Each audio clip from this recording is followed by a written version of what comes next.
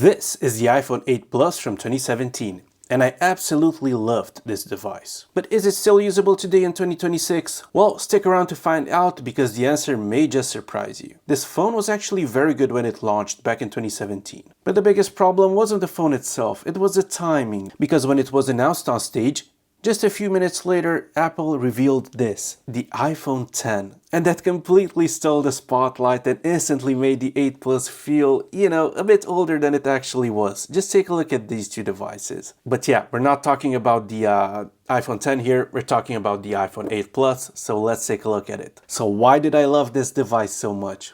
Well, this is the last iPhone with that classic Plus design. And yes, Apple later released the iPhone 14 Plus, 15 Plus, 16 Plus, but those followed the modern full screen design. This is the last Plus model with the home button, the huge bezels, and that, classic iPhone look. And for that reason alone, this still feels unique. I just wish that Apple released a Plus version of the iPhone SE back in 2020 or 2022. And not just the smaller one, but hey. And here's a fun fact that actually most people still don't know about the iPhone 8 Plus, is that you could actually rotate the home screen. Just take a look at it. The entire UI would flip horizontally, and newer iPhones don't do this anymore, which is honestly a bit strange. I don't know why a bigger sized Pro Max wouldn't be able to do this. It just looks good, especially if you have it in your car. But either way, let's take off this genuine Apple case and take a closer look at the iPhone 8 Plus. And by the way, I absolutely love these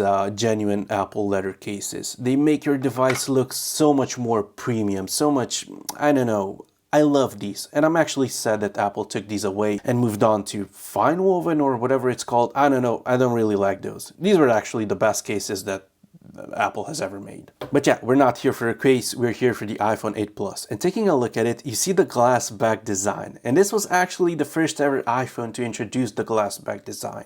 And I don't know, it just feels so premium. It looked super premium back then, and I don't know, it still looks extremely premium, even today. I love the fact that the camera bump is so tiny and it's not that huge, triple camera setup that we have on newer iPhones. And this was actually the first ever iPhone to introduce wireless charging as well. And it's hard to believe that it's been 10 years since iPhones have had wireless charging. Now, unfortunately, the bad part with the iPhone 8 Plus is that software support stopped at iOS 16 point something. Let me just double check. iOS 16.7.12. So yeah, it's still fine, but yeah. Oh wow, look. Okay, that's cool. It actually got another update. Of course, this is a minor security patch, but it's still very cool that Apple supports an almost, 10-year-old device with security patches. That's so cool. Let me, actually no, I'll update this after the video. But yeah, when it comes to software, most apps still work today, but it probably won't last much longer. The same thing happened with the iPhone X. So while most apps like YouTube and, WhatsApp still work fine, a lot of more sensitive apps, such as banking apps, require iOS 18 or later. So unfortunately, this is not good for that. But either way, let's have a quick look at the UI and see what, still works on it. So let's go to YouTube. Yeah, this is quite slow, but if we take a look at my own channel, Dave on Tech. Yeah, it's here. Oh, and by the way, thank you so much for subscribing. I've managed to surpass 2K subs, so thank you for that. So make sure to drop a sub if you enjoyed the video. But yeah, YouTube works fine. We have emails, we have, everything works fine except with select few banking apps. But yeah, that's it. Now, when it comes to the camera, it's still surprisingly good, even today. You see that it took like a good second to launch, but hey. And if we take a photo,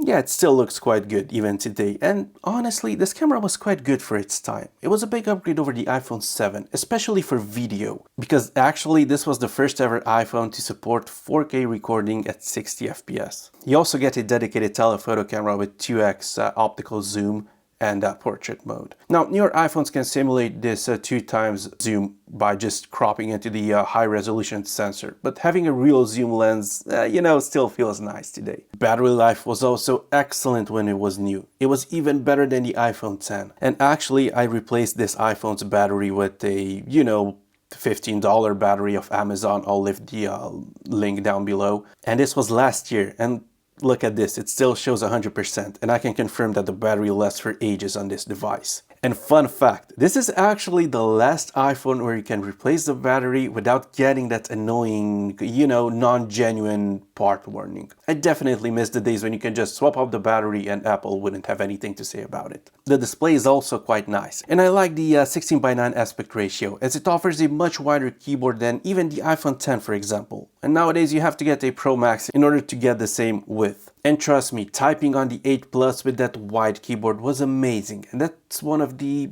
best selling points of this iPhone. On paper, yeah, it's only a 5.5-inch display, which sounds very small in 2026. But the aspect ratio is what made the display feel larger than it actually was. Actually, this device is a bit wider than even my iPhone Air, and yeah, I don't know, I just like this wider form factor. Performance is also solid. It has the A11 chip with 3 gigs of RAM if I'm not mistaken. Let me try a few different games and see if they still run. Let's try old school RuneScape. I love this game, and if you also do, make sure to drop a comment down below. So let's try to log in and see how this works. Wait, what? Oh no, it's being updated. Really? Right now, Jagex?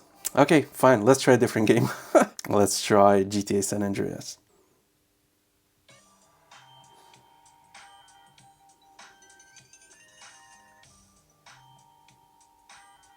Okay, so we're in. Let's go for a drive and see how this performs.